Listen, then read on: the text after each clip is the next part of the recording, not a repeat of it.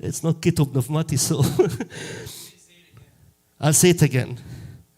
The trip of science we had today discovered that the species is fully encoded in a molecule called the DNA. Means that you know the whole knowledge about this thing by knowing its DNA structure. Right? Therefore, for life to start, then it has to start with the DNA coming into existence. Now, DNA is the organism. Nobody exists without a DNA. And DNA is a molecule. So when Darwin said the first cell came and speciated into whatever, yeah, but the question here, how does the first cell come into existence?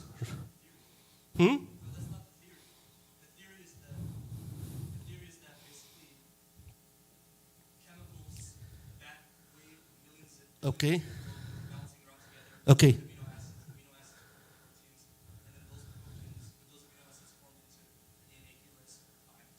Okay. Somehow. This somehow what I'm going to shoot arrows on, that it cannot happen.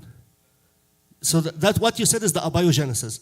Material, which we don't know where it came from, came in, I'm not doing this sarcastically, came into certain presence of pressure, temperature, and then these proteins led to the arising of RNA, which led to the DNA. Okay, so all of this by natural forces, right? Okay, so the question I'm asking matches yours, is that how can the DNA come into existence on its own with whatever was amino acid before and RNA before? Selection. That's about the part where you throw, the words are thrown without scientific support. Because we've seen, if your biology background, which I'm not, we'll see different challenges to this. I will give you a couple of challenges, depending on the time. I'll have to say one before the break. We cannot leave it at this point. But at least we agree that the origin of life is the DNA, how DNA came into existence, right? Because that's what maintains species, how to support their food, how to replicate. Exactly, which is life. It's not. There's no. We're not going to discover something. Well, I can't say this dangerous statement. It's the identity that carries both fully the species, and parts of it builds the protein that supports the species to live. Make sense? بس مش smallest the size that makes it a miracle. It's like it has all the info that defines you from A to Z, or whatever it is from A to Z. So the origin of living things is, can DNA come into existence by natural forces? Yeah, man, I'm going to. No. I want us to believe in this, because natural forces, I mean, protein came before it, pressure came before it, and so on, to build it. Okay? That's the reason why I'm looking for life on Mars right now. Anthony, can you see that?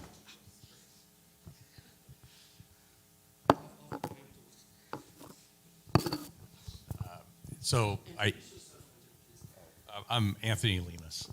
Father Gregor and I work together on a lot of projects. I'm an astrophysicist by training. But what Father Gregory's saying, I mean, this is why NASA has a mission to Mars right now, to your point. It's, are the conditions on Mars similar to actually create DNA? And this has been, I mean, there's a probe they're sending up to Europa soon that my son's working on right now to drill through the ice cap of Europa to see if there's life down there. But when I define life, what they're looking for is what Father Gregory's actually defining here, to see are the conditions there available, pressure, temperature, amino acids, all that to create DNA. So to your point, this is what's been the drive for NASA to see if there's life on other planets. I'll just add to Father Gregory's point, if you look at statistically, if this was a common occurrence, we'd be seeing life all over the galaxy, and we don't. And it would be present to see, especially all the years that the universe has been in existence. So, so anyway, just wanted to, sorry to interrupt you. No, great. I like more input, please.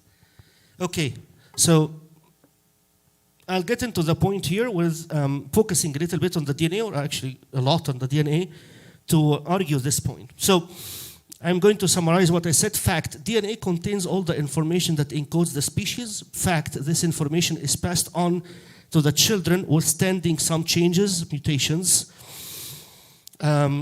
Fact, claimed by science that DNA came into integration by some natural process, amino acid plus temperature plus things. Some natural process. No external agent means no God, of course. That's the whole point. I mean external agent mean an intelligent agent to put it together. Therefore, the correct scientific quest is to investigate the presence of forces of nature or items that can be put together by nature on its own to build the DNA. Can basically, if we say amino acids existed, these amino acids, you have to add to it some type of, I'll say, forces to build. Forces that things have to be attracted to hold themselves together. It's not just a structure. And these forces, in fact, is called in biology biochemistry, because the attraction forces in biology to hold things together is affinity, called biochemical affinity. And it's found, affinity means things affine to one another and attracted to one another. And in fact, it was found in the DNA that the A has affinity to the T, and the C has affinity to the G. This is just an example of a strand or a small two parts of the DNA. And this goes on very long. As you know, its length in humans is discovered to be 3.2 billion. We call it letters. We call these together letters. This is one letter, this is one letter, one letter. 3 billion letters long. So it's not small. And you cannot miss part of it. I'm not discussing the junk DNA, and there's so many details. And why there is introns and exons, and there's so many details that actually will support it, that the details in it are unsurmountable. But what I'm going to give today in the next 10 minutes, just to show that biochemical affinity, which is the forces of nature that can build things together in biology. Biochemical affinity means the chemistry in biology that things are attracted chemically to one another. That's why we see in the DNA, the A is attracted to the T and the C is attracted to the G. This way. Agree to this part? Agree to this part. Okay.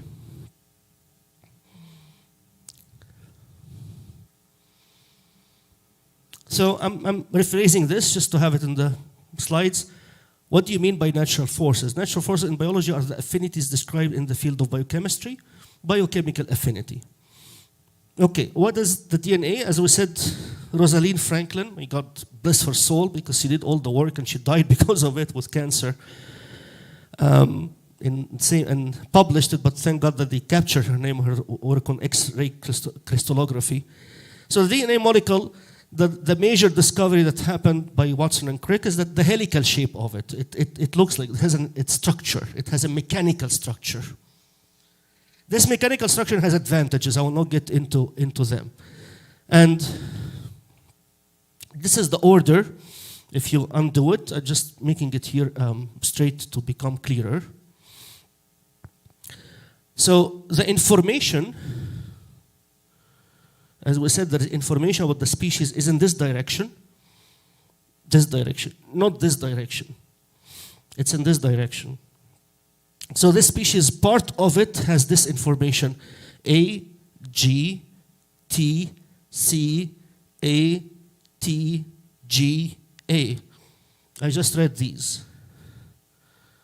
The DNA has a mechanism to repair itself if this gets damaged, because A only attaches to a T, some mechanism that I'm ignorant of and I don't care for it, happens to detect this and brings a T connects here because there is magnetic attraction, biochemical attraction between them here. It has the ability to repair, to replicate, and so on. But it will never, unless you have genetic engineering, that you can change these affinities. I know this from just Emily. I thought that genetic engineering was to take part of this and put another part with the same affinity, but it turns out they're trying to make the A affine to something else other than the T, according to my understanding what she's studying. So for now, or what we know from science and what everybody acknowledges in science, this is how the DNA is. This is the order of information. This is the connections that happens as a biochemical affinity. And this is very long, and it defines fully whether this is a cockroach, whether this is a banana, whether this is an elephant, whether this is a human. This is what the DNA does. Clear so far? Clear so far? Okay. You came forward. This is magic. Yeah, but once I thought you left, I said, wow, they missed at this the core point. so I'm very pleasantly surprised that you're forward here. تعال هنا بابا. No, my pleasure. I appreciate the interest. I really do. Okay, moving on. This is the example that actually was done for second graders and third graders in ACTS Apologetics for kids. No, it's ACTS kids. Just to show that, and they know it. Amazing that fourth graders and fifth graders, they know about DNA and this. I showed them this and they picked up on it. It's in the DNA. So anyway, this order, part of a chimpanzee. What I showed you before, it's like vertical. But if I put it horizontal, which is basically if I display this horizontally, you will get these shapes of the next page. So this is clear that basically every species is fully defined by its DNA molecule. Okay, here is the most important question that I think will take rest after, but we cannot take rest before.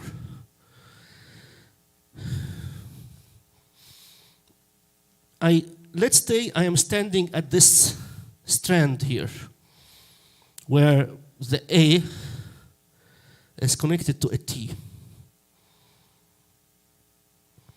Be ready for this question. They have an affinity, biochemical affinity, which is a hydrogen bond connecting the A to the T.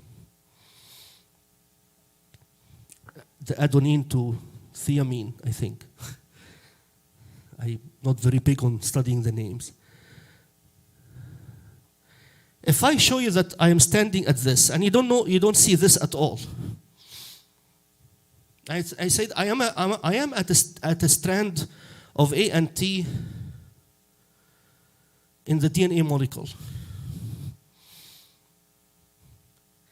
Can you tell me based on biochemistry, because biochemistry is the only forces of nature that can operate on things. We agreed here.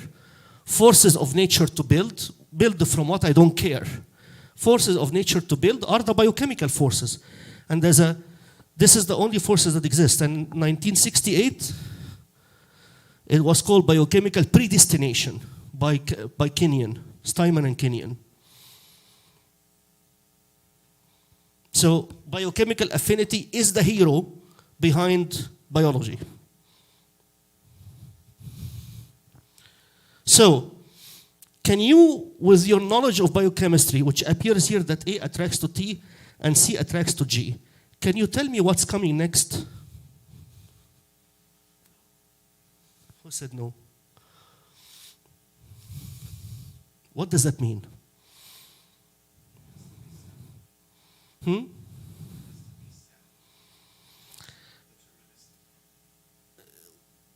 Let me rephrase it. No, I'm saying very simple statements. Forces of nature are called forces of nature, natural forces. Forces of nature In physics is magnetism, electromagnetics. This is in physics. In biology, what are the forces of nature? Biochemistry. So based on biochemical affinity that we know, knowing that this is AT, can you tell what the AT will bring after it? No. What does that mean? It means that biochemistry has no hand in forming the sequence.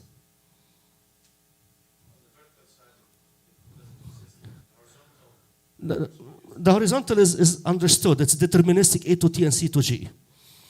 But the vertical one, which is the one we're interested in, why? Because the vertical one was defined as what the species is. There is no forces of nature that can form it on its own. So it creates this. Exactly, where does that manual comes from? That's the answer we don't want to say. But the question, we leave it with the question. The direction that has information of the species doesn't have forces to form the information of the species. Doesn't have natural forces to form the information. In fact, go ahead. There is no biochemical affinity. There is no natural forces that can tell me, first of all, where did I come from? And the one before it, I don't know it. And where I'm going. Forces of nature cannot form it.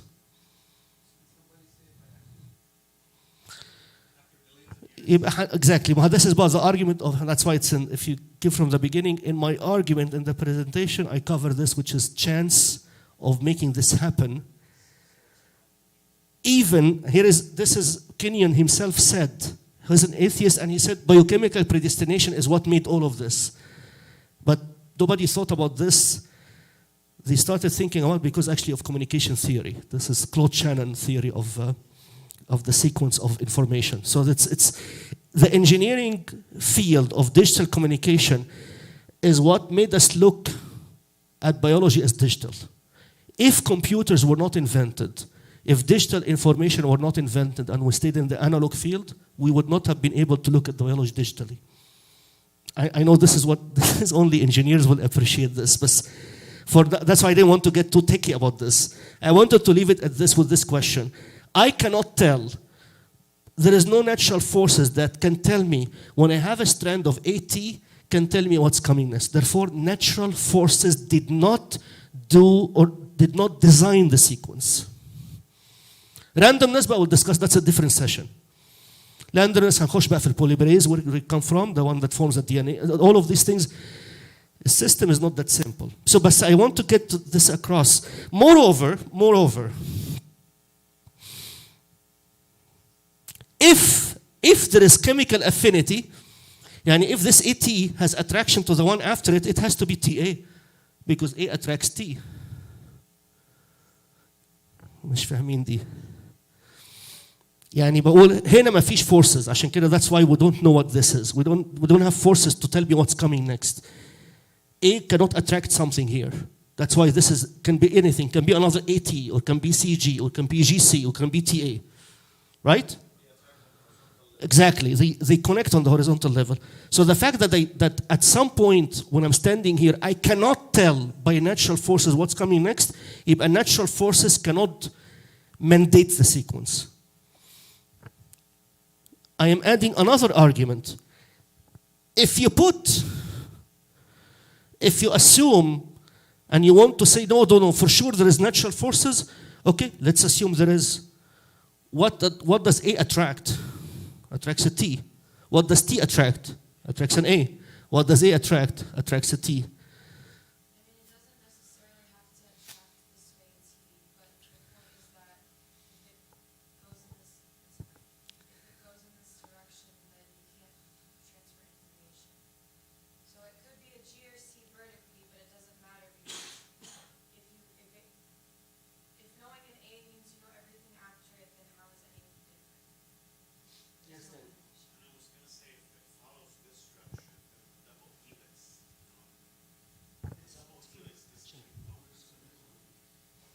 I was going to say that if it follows this structure, then the double helix shape disappears. Yeah, there's no more phosphate. It unfoils, uncurls, and now you cannot get, you can't get the bonds and you can't get the hereditability. There's no more organism. This is why exactly this is a teamwork, not just me working, because I look from an angle where I come from, something called communication theory, which is the freedom of putting information. I'm going to show you this example without using digital communication. So, but what I feel really was allowed, or what the computer field gave us the ability to think digitally, and we go back and think. In fact, 1948 was called Shannon theory of communication. And 1952 was the helical structure. So digital systems took a path from analog systems. Biology took a direction to discover the DNA. It turns out when you understand the digital system really well, you will understand biology really well. That's why I don't have background in biology, but this jumps out of the page. This is a digital system and has so many traits. There is actually a book by somebody called DNA to the Eyes of a Coder. And there is comments, and there is why there is introns and exons, and it's comment in the code.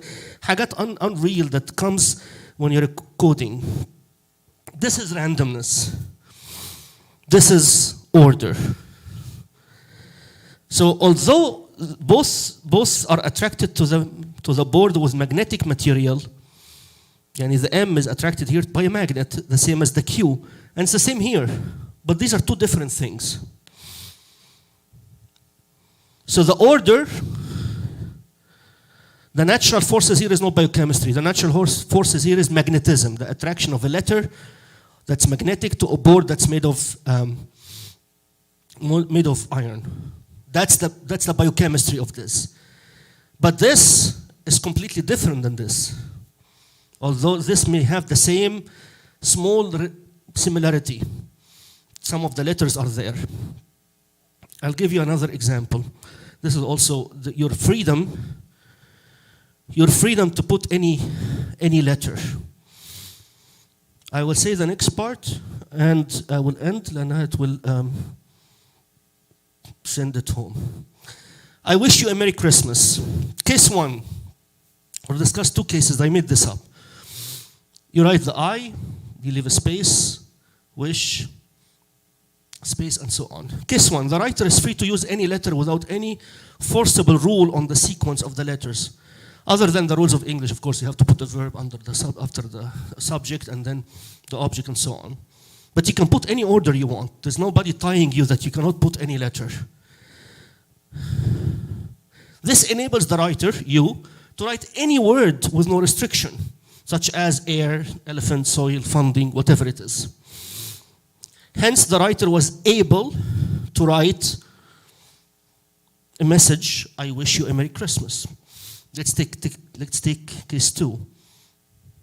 I wished you a Merry Christmas because I put a rule of biochemical predestination that after every S, put a T. And if I write this vertically, the DNA, I wish, but it says, when you see an S vertically now, you have to put a T after it. There's an affinity here, like the A to the T, a different T. I mean, the letter T. What happened here? Two things happened. This is just describing what I did.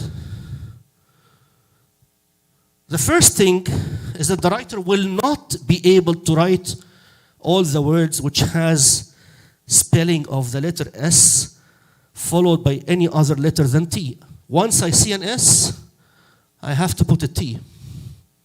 I lost the freedom. That's the example that I gave. When you have an AT and you have an affinity in this direction, you have to put a T. But it turns out there is no affinity in the direction of writing the sentence, because the DNA is a sentence. Long sentence, long sequence. We've seen it on the slide of the elephant and the chimpanzee and so on. So this gives us a feeling. What do I mean to be free to write whatever you want? So when I impose on you in writing that every S has to be attached to a T, which is biochemical predestination in the direction of information. This is the direction of information because you have to read vertically to form the sentence. I wish you a, and so on. So the first thing, there are certain words I cannot write. There are certain species that cannot exist because the species are a book, are a sequence of letters.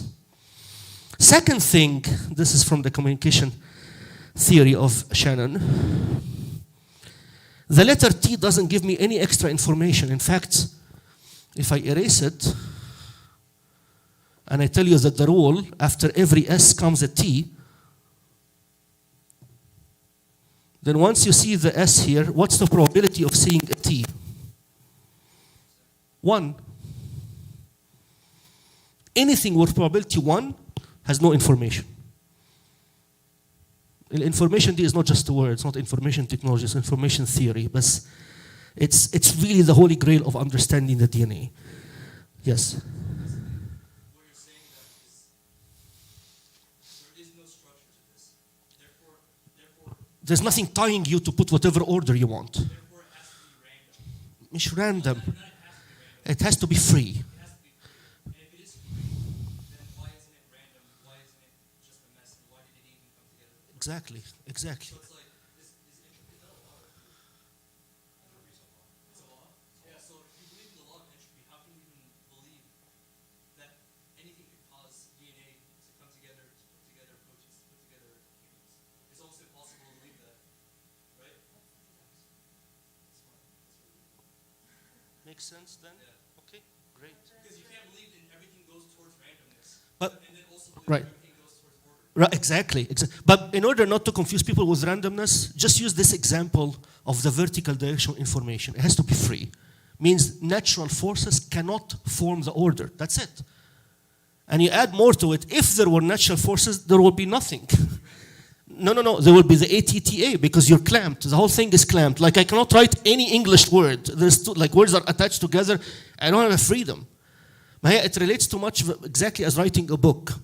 A book is an ordered information. I, space, can I put a space after an I? You can put whatever you want. You can put whatever you want. Randomness and forming the system with randomness, that's the rest of the talk. But you answered it. We cannot, you cannot have something random and they get you this fully organized speciation with organs, with functionality, with building proteins, as we'll see the building proteins machine. It's فعشان كده بقول I'm presenting a case but I had to frame the question for a while to frame it correctly. What do I mean by life? Life means can DNA, this is what we did today. Life means can DNA come into existence by natural forces? And we prove today not only improbable, impossible.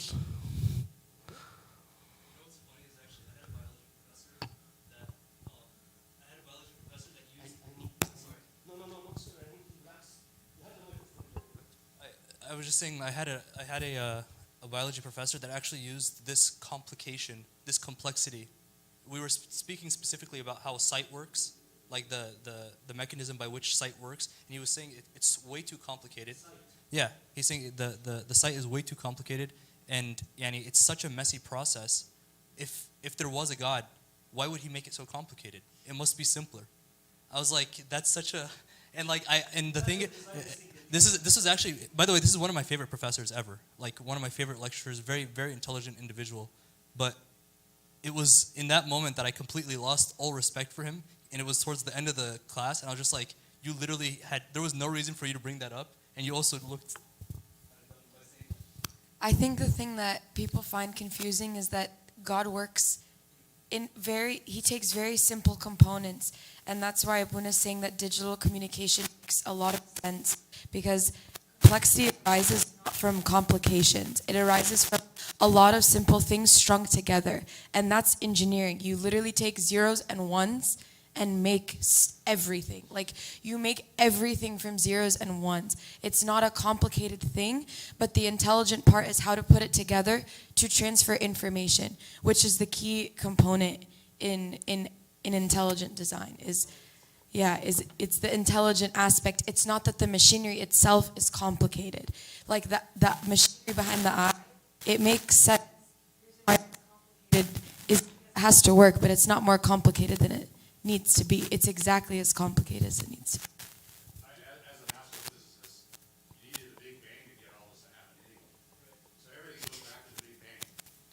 So this is software for how you create life in the universe. But if you look at it, hardware software analogy, you needed the hardware for the software to function.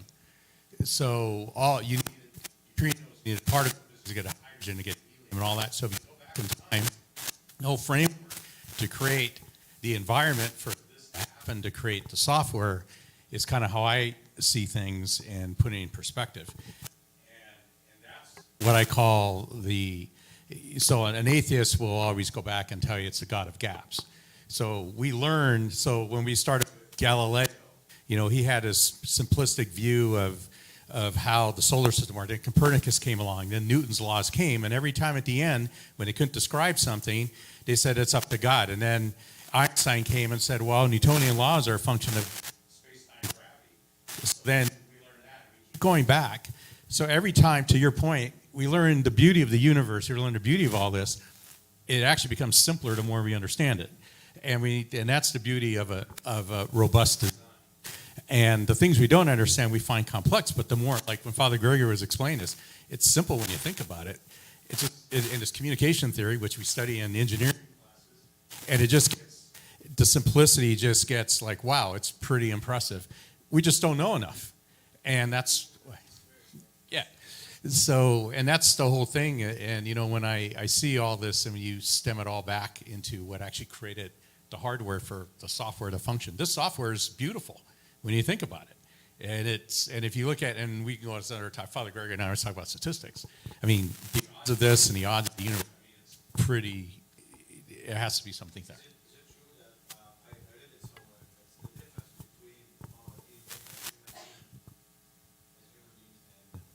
The difference in human between our DNA and the banana in the DNA is just slightly, nothing major that makes it. Is that true?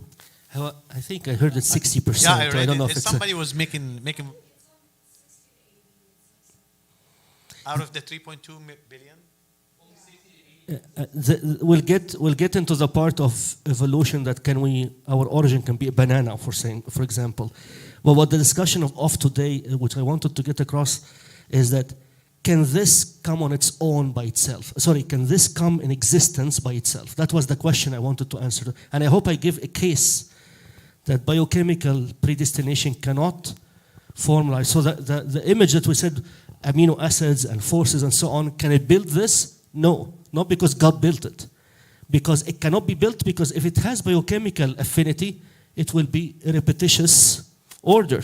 Randomness, we'll discuss randomness, but it's very even Kenyon said, I found the Holy Grail. It's biochemical affinity in 1968, but he did not study digital communication.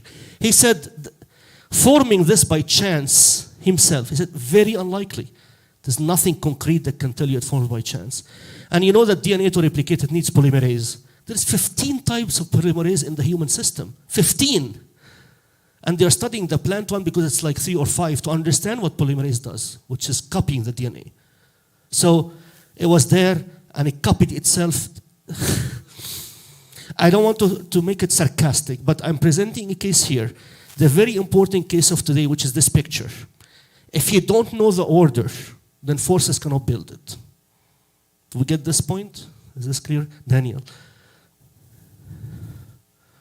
I wanted to bring back, so there's an argument in the Middle Ages called the teleological argument for the existence of God.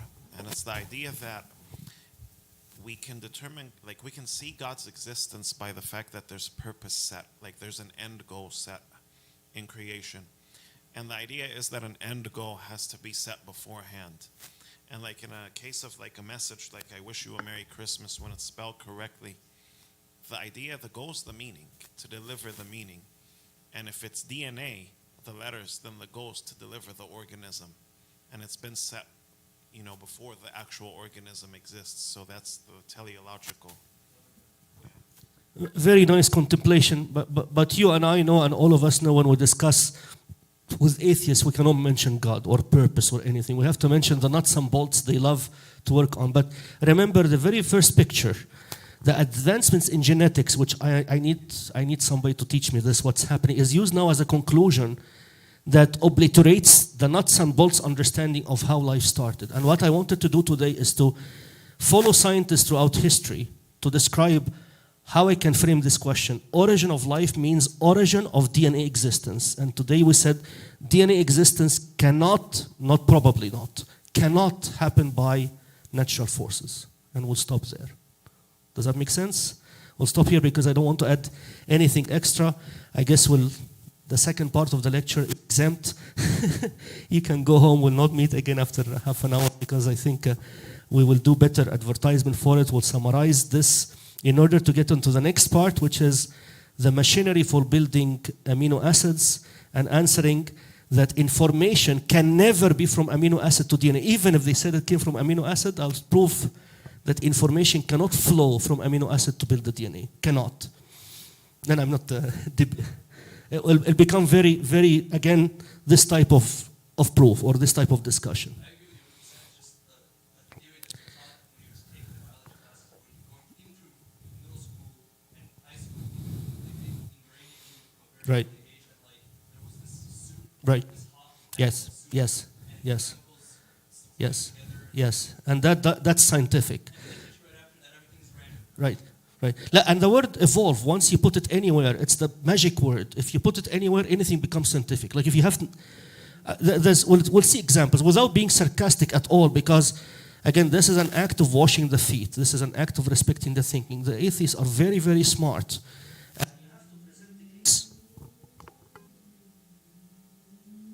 You have to present a case that respects intelligence. And this is what I practice with them, is that thank God when I present this, they don't see it trivial. But they build the answer on what science will explain to us as explain to us things in the future. God used to cover, now science explains it. But I'm taking in scientifically, I don't know what we're waiting for to scientifically show that this could be built. Now we just saw the basic, the very basic thing, the very, very basic thing. Natural forces has to be absent in the direction of information. And it will never be science in the future will prove it was present. Natural forces will never be present in the direction of information. So I don't want science to discover. I want this to be, this is the cornerstone of so many strong arguments that it comes out to this point. Okay, thank you very, very, very much. And this will be recorded and we'll put, there's a chat question. Thank you, Anthony. Oh, I stopped it. Let's use.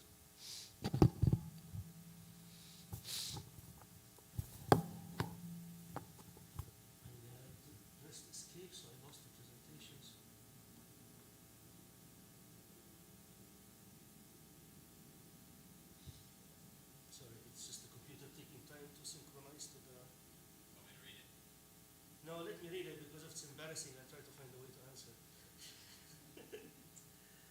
No, I want it to be embarrassed. If it's because we all learn this way. It's not a question. They just want you to email you the presentation. Sorry? They just want the presentation. They want the presentation? Okay, I'll send it or I'll post it somewhere on our. I think if we should post it on the COCC with Dome, the Dome under Dome. We can. Well, at least I'll post this part because there's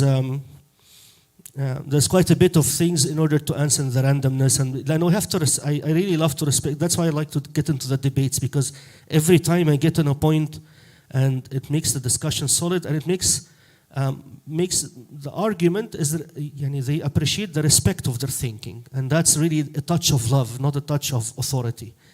It clicks with them that you respect the thinking, and they respect it back because they responded. This is actually truly a solid argument. So it's just مش قادر أفتح الchat here. It's I guess I need to do something like something simple like stop.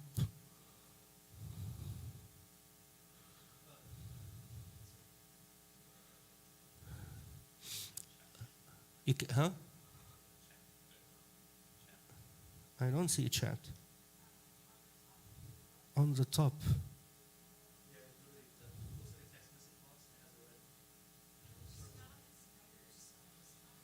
Let's end this.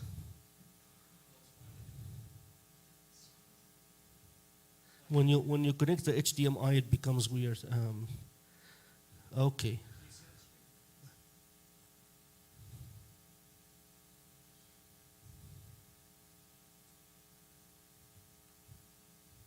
Sure. It took us like 10 minutes to do it. Let's pray. In the name of the Father, and the Son, and the Holy Spirit, one God. Dear Lord Jesus Christ, we ask you, Lord, that you give us the love and the patience and the temperament to deal with all those who want to oppose, because it's a work that we, enlightened by your love, have to do. That to be ready to give an answer and do this in meekness and humility. Give us all this thinking and give us this love and also the endurance and the patience to deal with these cases, because it's heart-wrenching. Make us worthy to pray, thank you, our Father who art in heaven, hallowed be thy name. Thy kingdom come.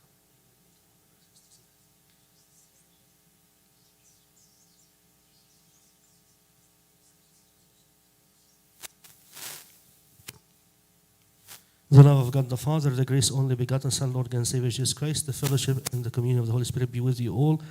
Whoever wants to go in peace, and the peace of God which surpasses all understanding may protect your hearts and minds in Christ. Go in peace, and the peace of God be with you all. Thank you all so much. My pleasure, my pleasure. Let us pray for anybody who is far from the church, and this is really our work.